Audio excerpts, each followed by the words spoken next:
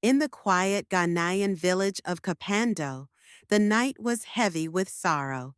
The cries of Kofi and Kwame, twin infant boys, echoed through the small mud brick house. Their mother, Adwoa, packed her belongings with a stern expression. Her husband, Kojo, stood in the doorway, voice soft but pleading. The boys are crying. They need you. Please. Adwoa's eyes flashed with defiance. I didn't marry you to live like this. No money, no future. I'm done. She shoved clothes into a worn bag. Do whatever you want with those boys. I don't care anymore. I don't even care if they live or die. The door slammed behind her, leaving Kojo alone with his sons, their wails piercing the silence. Once, Kojo and Adwoa had shared dreams of a better life. But when Kojo lost his job as a driver for a local cocoa merchant, their world unraveled. The small rented room and meager meals of banku and okra stew weren't enough for Adwoa. She had warned she would leave, but Kojo had hoped her love for their sons would hold her back. Now, cradling Kofi and Kwame, he whispered, I may not have money, but I'll be the best father you could ever have. He rocked them gently, his heart heavy but resolute. Survival and sacrifice. Morning brought hunger and uncertainty. With no food, Kojo strapped the twins to his chest, borrowed a wheelbarrow, and headed to the Kapando market. There he offered to carry loads, sacks of yams, baskets of fish, under the scorching sun. Some villagers watched with pity.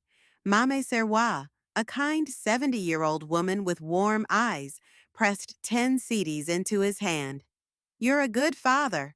Others were less kind.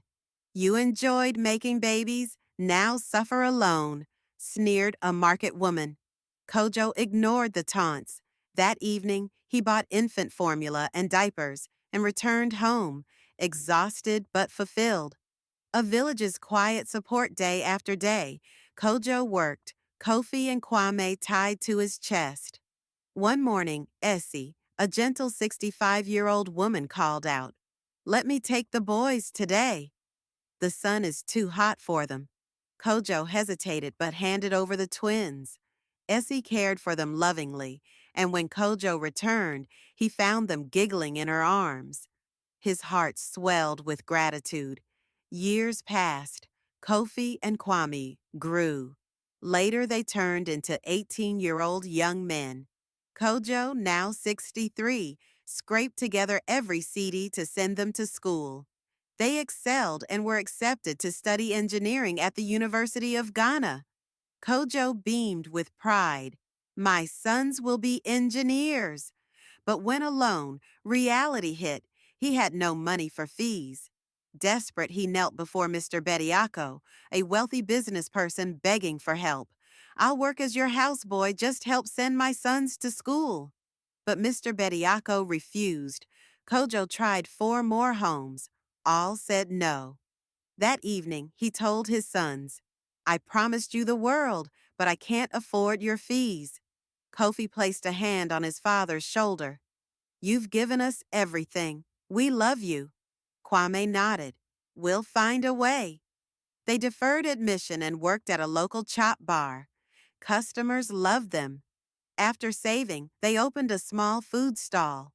One evening, Kofi found a leather satchel full of money and documents. Kojo said, The owner will come for it. It's too valuable to lose. The next morning, Mr. Asante, a 42-year-old businessman, came in. Kofi handed it over. He left silently, but returned at noon in a green dashiki. Your honesty saved my business. Come with me. He handed them keys to a modern building for their restaurant. They rushed to Kojo. It's ours, Kwame cried. Kojo wept with joy. The restaurant thrived. They opened branches in Ho and Accra. Kojo retired, treated like royalty. They honored Essie, now 83, covering her medical bills and renovating her home. One day, a weary 58-year-old woman in a faded green dress approached, asking for work. It was Adwoa. Kojo recognized her, but said nothing. Later, he told his sons, "The cleaner is your mother." Stunned, Kofi confronted her. "You left us to suffer. Mommy Essie was our mother, not you." He handed her money and asked her to leave. Kwame, more compassionate, said, "She's hurting. Let's help her." They forgave her and gave her a supervisory role. But Adwoa's temper drove away customers. She insulted Kojo. "He's lazy, sitting at home while I get nothing," she spat. Kofi snapped, "Don't speak of our father like that." They let her go. With Adwoa gone, the business flourished again. The twins reflected one evening. Kwame said, "We wanted to be engineers, but this business is our calling." Kofi nodded. "This is God's answer to your prayers." They introduced Kojo to Abina, a kind 55-year-old widow who worked in their restaurant. On the big day, Kojo wore a white agbada with gold trim. Kofi wore a cream caftan with gold trim, and Kwame, a light blue agbada with silver embroidery. Their journey from a father's heartbreak to a family's triumph was complete